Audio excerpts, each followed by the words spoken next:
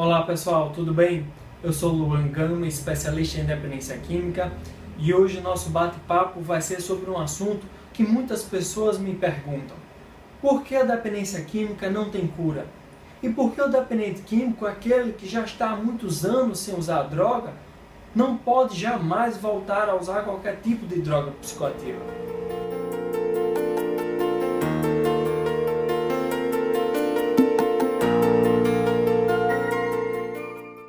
Primeiro ponto muito importante para que a gente possa entender é que a dependência química é uma doença como qualquer outra doença classificada no Código Internacional de Doenças.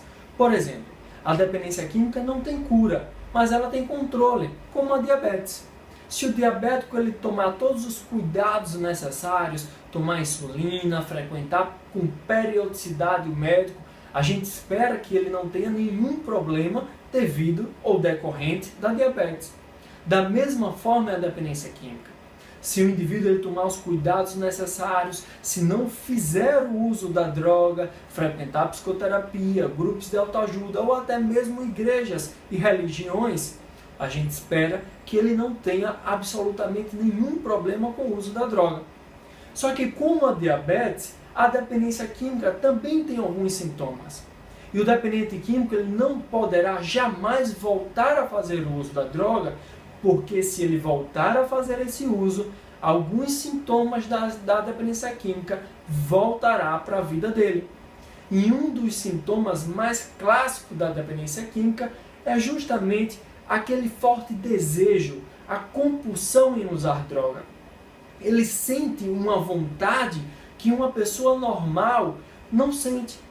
Uma pessoa que bebe uma taça de vinho, um copo de cerveja, no outro dia pode ficar um pouco de ressaca, um pouco transtornada, mas ela não vai sentir novamente aquela vontade, aquele impulso, aquele desejo que nós chamamos de craving. Já o dependente químico vai. Então, se ele volta a usar droga, esse é um dos sintomas que vai retornar à vida daquele sujeito. Aquele forte desejo em continuar a fazer o uso daquela substância. Um outro sintoma que retoma se ele volta a fazer o uso da droga é justamente aquele problema em controlar o uso em termos de início, término e fim. Enquanto uma pessoa normal consegue controlar o uso da droga, pensa assim, olha, eu vou tomar um copinho de cerveja, eu vou tomar um pouquinho de vinho e vou parar, o dependente químico não. O sintoma da dependência química vai fazer com que aquele sujeito ele use a droga, abuse até perder o controle sobre o uso. Então ele não vai tomar apenas um copo de cerveja.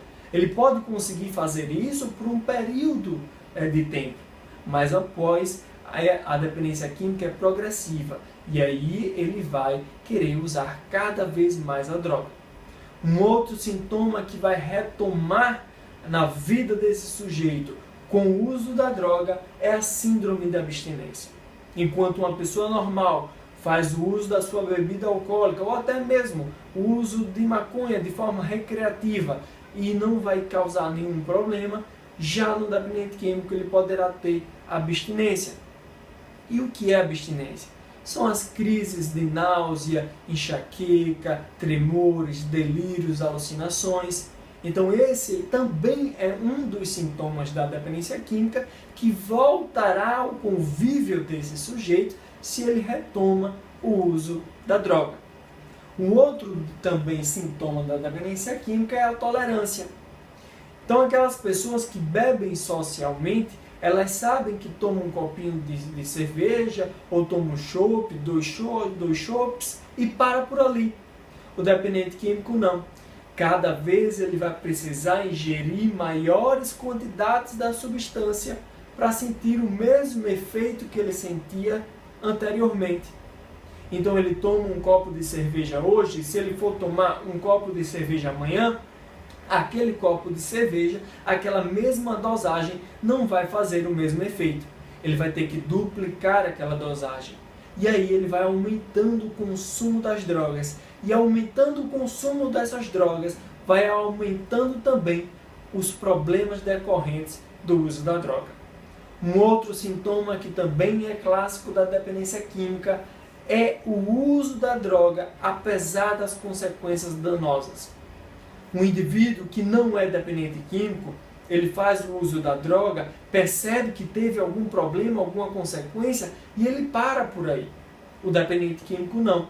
Ele faz o uso da droga, perde o emprego, é preso, tem problemas com a justiça, problemas familiares, problemas pessoais, mas mesmo assim ele continua fazendo o uso da droga.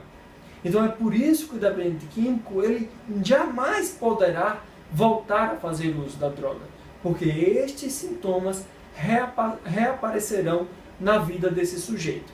E o outro sintoma e último sintoma, segundo a Organização Mundial da Saúde, no seu Código Internacional de Doenças, é o abandono progressivo de prazeres.